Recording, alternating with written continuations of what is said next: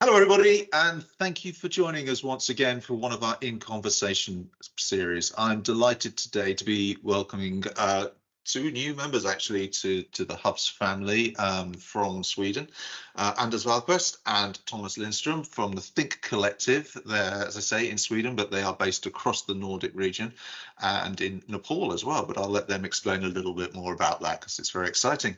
Anders, Thomas, great to have you with us. Thank you for joining us today.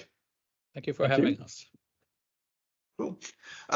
So, I mean, the Thinc Collective, it's a really, really interesting agency model that you guys have set up. And I know there's a lot of sort of history behind it. But could you sort of give us a little bit of a feel for what the group is like and, you know, where you're based, that sort of thing? Yep, sure. When we approach new agencies, the pitch looks different, of course. So it's a model that's been, well, it's been growing on us for at least 10 or 15 years. We've been around for about 20 years. And in short, we own approximately 70% in 15 agencies, going from anything from analysis and strategy down to events and actually doing the carpeting or painting or sewing. So, and we say that we want to redefine or challenge the concept of communication, which means that if we need lawyers to handle brand issues, we'll have lawyers. If we need carpenters to handle the meeting in a room, we'll have carpenters. And we're about 95 persons. We have our main office in Gothenburg, where me and Thomas lives, but we also have just as large office in Stockholm. We have an office in Oslo, Norway, and one in Kathmandu in Nepal.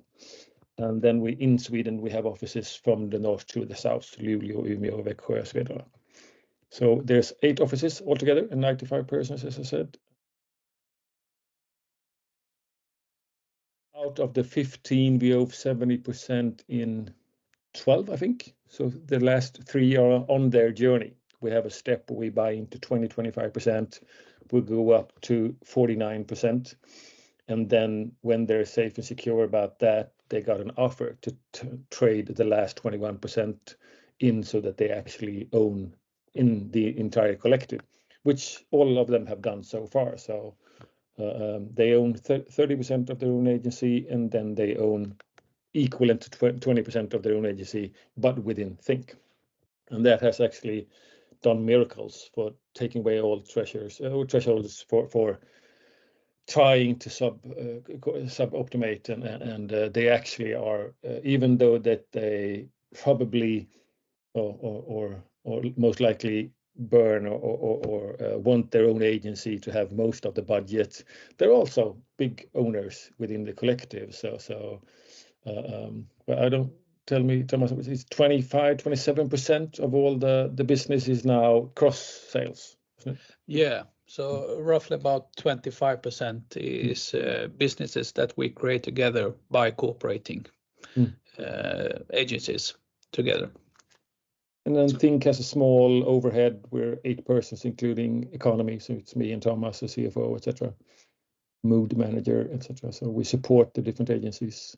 So we have the agencies are in. We ask them to be schizophrenic enough to have 2 cultures. So they're their own and their Thinc. So they need to behave under both hats. They need to represent both their own agency and us, and they do. It's no real problem. We put a lot of effort into culture, but it's been worth it.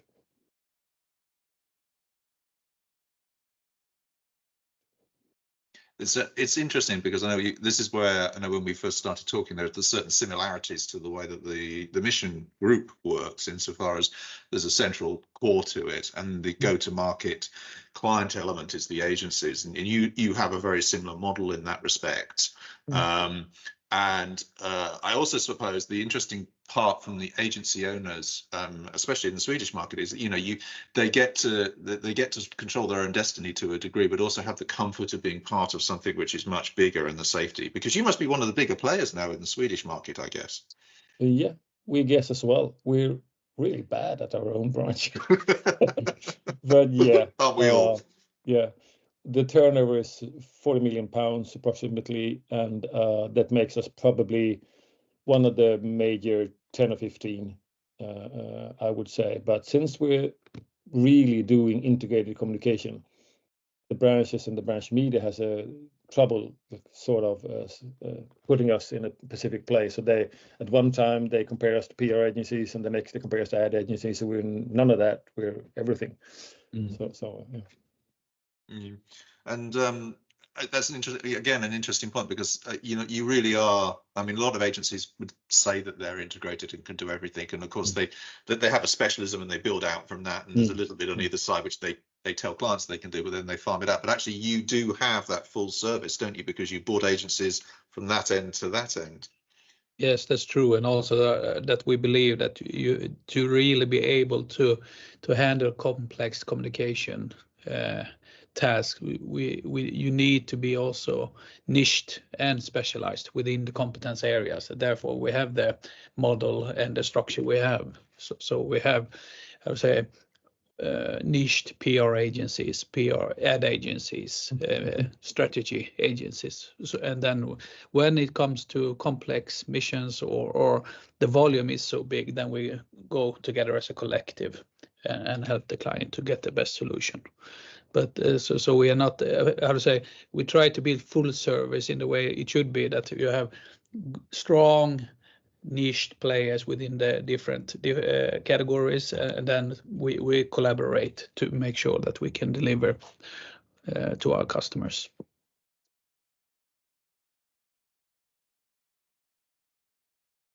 We can always fill holes. I mean, we were in finals, one of the last to be elected for Bureau de Champagne Nordic, to represent champagne in the Nordic areas, and but we were washed out in the last step, and mostly because the sommeliers weren't employed by us. Yeah. So, but yeah. So of course there's a hole there. If we would want to go into that kind of branch, we would probably have to employ them, and not just to have an agreement. And there's also, I mean, we have event, we have strategy, we have a concept, we have event agencies. We don't have brand experience yet. We don't have the specialized in content, but we will. So there's always small hole to fill, but mostly we got it all. Yeah. And I know when you've told me the story, but for the sake of this conversation, your coverage is obviously Nordic, and that's easy to see how you go from Sweden to Norway. But the one that really jumps out on the map, and I know you're smiling about this, Anders, is Nepal. Yeah. Tell us a little bit about why you have an office in Nepal. Yeah, it goes a long way back. When I was young, before you think that your career really starts off, I took the mandatory year around the world, ended up in India, met a couple of English guys, said, you really need to go to Kathmandu. So we did, and we fell in love with the place. So through a Nepalese-Swedish association, I met the guy named Björn. Björn is he's our guru. He's like, when it comes to the conscience you need about actually helping the world, Björn is it. So he has 3 or 4 different companies. One is building up villages in Nepal. Another one is like recycling garbage, and he does all sorts of stuff. But he also has a web agency, 40 people in Nepal, and we've been working for them for 15 years. And he's such a really strong in his beliefs, but we turned out, I mean, he also believes that you can be a capitalist and want to help the world. So yeah, along the way we said, like, join the collective, and he said, yeah, sure. So now we have an office with 40 persons in Nepal, and Thomas been there last year. Yeah. And it's amazing, and how he ended up also was because of love. When he was 19, he was supposed to be there for 3 months, and then he met his wife, and he's still there. And it's a great thing that they're like 4 or 5 hours ahead. So when we quit, we can send the stuff to them, and when we get back to work at next day, they're finished. Yeah, the time difference actually works in your favor sometimes. Yeah, no, it makes a lot of sense. It does make a lot of sense. I mean, I guess as a sort of primarily Nordic-based business, are you working mostly with clients across the Nordics, or are your clients an international base? Who are you working with, if you can tell us? We would say that we mostly work with clients in or out of the Nordic countries. Okay. So, for instance, Thomas has a project for Piccadilly, which is You can tell them about that. Yeah, it's a global, it's a food tech company. I would say coming from Sweden, but they are internationally based nowadays, and our role is to how to say, both handle the global communication, MPR, and also help them to adapt that to the key markets where they are active. And there we use, how to say, our network skills and also our collective, how to say, knowledge within the group, but also our external partners to be able to actually provide global concepts that are adaptable to local markets. Which is a challenge, because you always need to do some kind of compromising, how to say, the global perspective, and also how effective will that be to implement that on a local market. But being able to use our partners, we can make sure that we provide a global concept that actually is as much as possible locally adoptable. And I would say that maybe half of the customers are within the daughter companies that works on their local markets and their disciplines. Yep. And the rest is that Thomas described in or out of Nordic, and they either they're Nordic country and a company that wants to hold our hand. They don't know where their journey is taking them, so they trust in you, and in that sense in you, in the mission and other networks, so that we actually solve the problem, knowing their culture, knowing where they come from, or the opposite, that there's a global company, say for AstraZeneca, that we help out with their employee branding. So they don't know what they will be taking them. They just want a local partner that can go anywhere. So they don't want to choose between event or fairs or strategy or PR. There's just one partner that helps them out.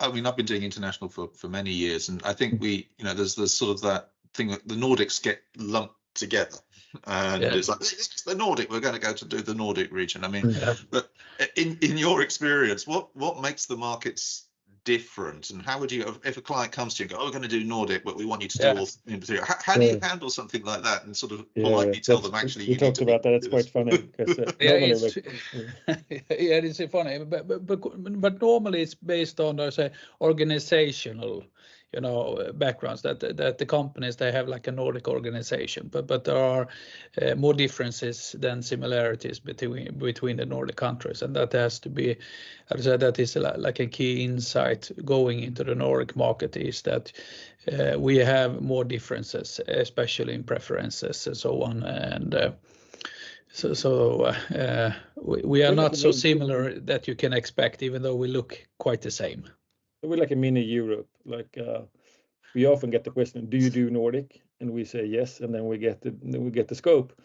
But I mean, none of us understand Finnish. The Norwegians, there's a saying, it's the Norway or the no way. The Danes never stop negotiating, and they mostly hate Swedes. So we have to talk with the Danes through the Norwegians, etc. So we are just like EU. But since we're such small markets compared to others, we'd had to, for many hundreds of years, work together. So, I mean, we built up networks and alliances, and we probably know, or I would say we know the Norwegians much better than the Germans do. So, yeah, it's better to work with us in the Nordic region than go, because it would be very much so to work with 4 or 5 different cultures if you work with them separately. Yeah. So, and with the Nordic countries, we never mean Iceland. We need to emphasize that. That's we're very sorry for Iceland's sake, but we never mean them. No, it's over there somewhere. We'll deal with Iceland separately.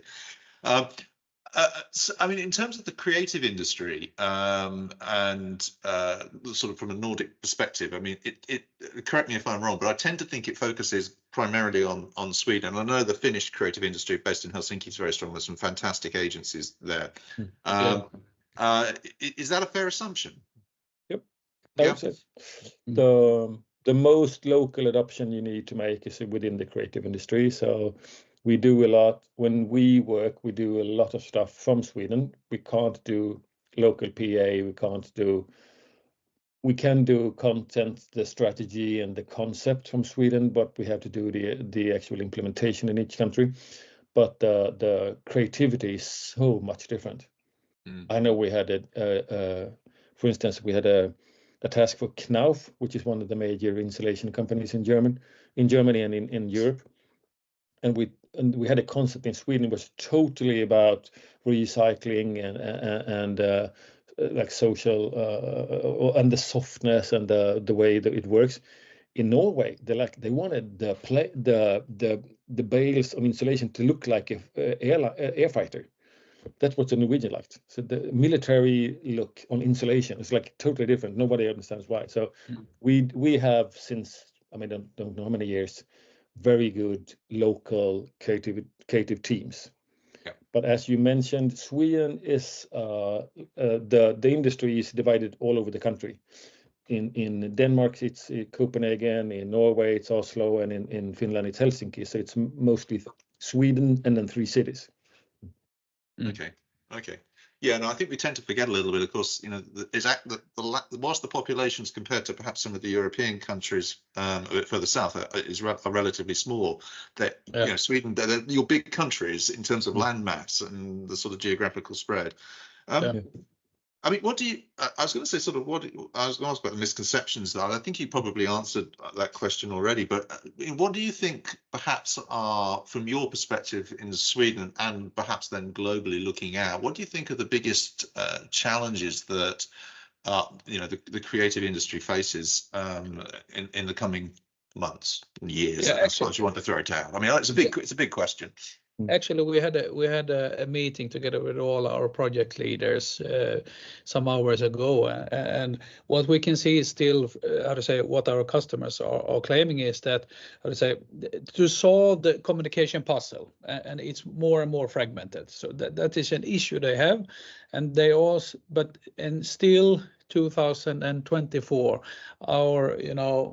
we haven't been able to solve and help the customers actually to solve the puzzle, and the customer thinks we're not good enough in collaboration between the different agency disciplines. So collaboration, and that is our mission, is that we would like to change that, and it's terrible that we haven't solved that yet for our customers to bridge, you know, strategy into creatives and also media.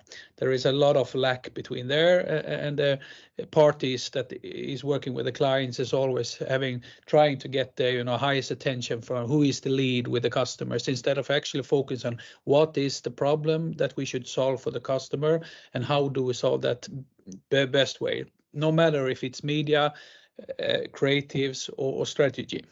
So that is something we haven't been able to solve for the customer. So that is still, how to say, the biggest challenge for our industry, and also prove the effect of the work we do and help the customers to prove that to the boards or management teams, because the role as a CMO today is getting, you know, more and more less important.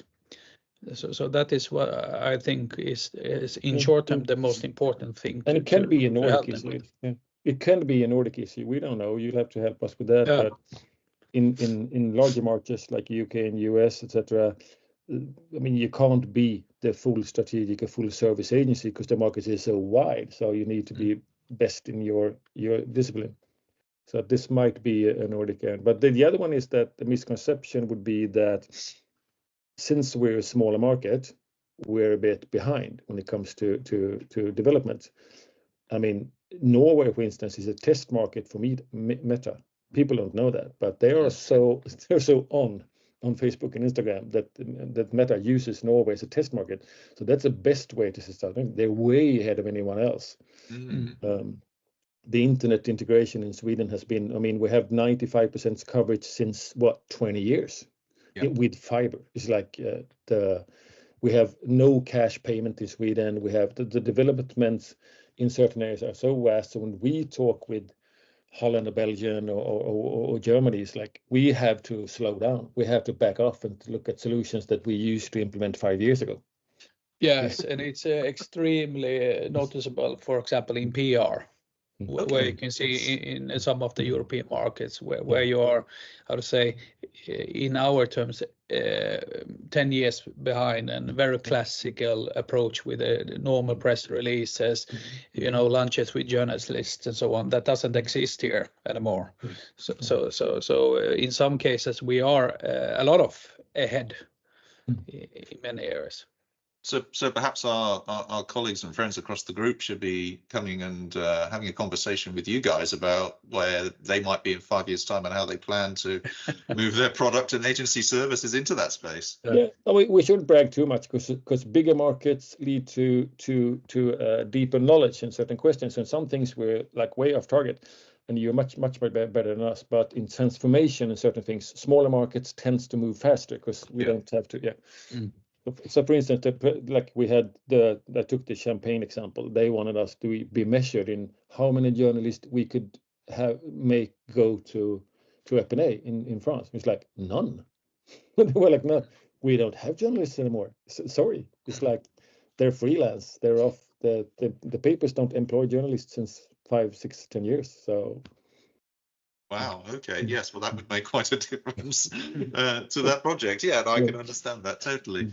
Yeah. I mean, I've always thought that actually it's the differences between markets that make, well, especially what I do, quite fascinating in many ways. But actually, you know, we tend to sort of think of Europe as one sort of homogenous lump, and of course it isn't. It is actually very granular when you get down to the differences, and it's very interesting to learn stuff like this because you just wouldn't know unless you had the conversation. We're approaching an area in which we, if we could send out sort of a thread to be picked up, is that we do public procurement a lot, and I would say we as a collective love it. Some of us hate it. I love it, but we're quite good at it in Sweden. We would like to extend this to Europe. The EU public procurements are very, very special, and you need to be a very tight network to handle it. But there's a huge new market opening up. We will be good at it. Yeah. Okay. Then, I mean, certainly. I mean, it's. There are certainly agencies that specialise in this. I mean, obviously, being based in the UK, EU procurement, you're starting from a slight back foot these days, given the Brexit situation. Yeah. But things will hopefully improve. But let's not get too politically dogged down in that. Yeah. But no, interesting to know. I mean, just to change the pace a little bit, I always ask, when you've got two people running an agency, so, you know, there is always a dynamic that comes into play. There has to be, and that dynamic influences culture. It influences obviously the operational setup of an agency. But I always find it very interesting. How did you two guys meet and sort of fall into the roles that you've fallen into? Yeah, it's been a development. First, we started off as a company called Nova, and then we turned into the Nova Group, and then we changed all that to Thinc Collective. So we had partners that it's always been like 2 or 3 that's been like having most of the ideas or running it. But when we were about to, when the Nova Group didn't last, it didn't really hold out as a concept, we needed to change. Then Thomas happened to be renting space in our office as a client. So we came to talk, and one thing led to the other. So yeah, it's actually a client who lended a desk because your offices were the thing you were CEO of the company. I have been jumping back and forth from the client side to the consultant side, and so I'm actually from the client side from the beginning. And became a consultant because I sensed, and I was working a lot with the big network agencies on Nordic levels, also Russia and Baltics, and I always sensed the lack of business understanding. So that's why I jumped into the consultant side. But at the time I met Anders, I was actually a customer for the group, and also saw the potential. Okay.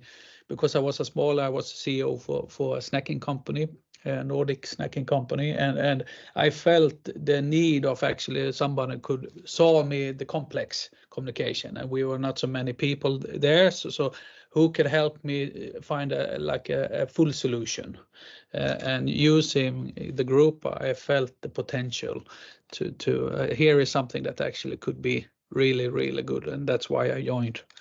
Thinc Collective, and it's like 4 years ago now, almost. Yeah, exactly. Okay, so yeah, one of those sort of life moments, I guess, slightly driven by serendipity. I became a believer and wanted to join. Well, I'm glad you did. Yeah. Gentlemen, I'm conscious of the fact we're nearly out of time, but I wanted just to close out by saying, I mean, the collective is quite sizable. I know there's a lot of resources within it. For people to learn more about it, obviously there's the website, and we'll put that up on the end frame so people can see it. But if they want to reach out, I'm assuming probably the best way is through either of you two, and you can then sort of disseminate them to the right direction. Yeah. Yeah. Perfect. Again, formally welcome to Mission Hubs. It's great to have you with us. Thank you so much for your time today, and I enjoyed chatting with you and learning a little bit about the challenges that you face and the opportunities, and how we should address the Nordic region a little bit better. And looking forward to working with you. You too, on the same. We really look forward to joining the team now.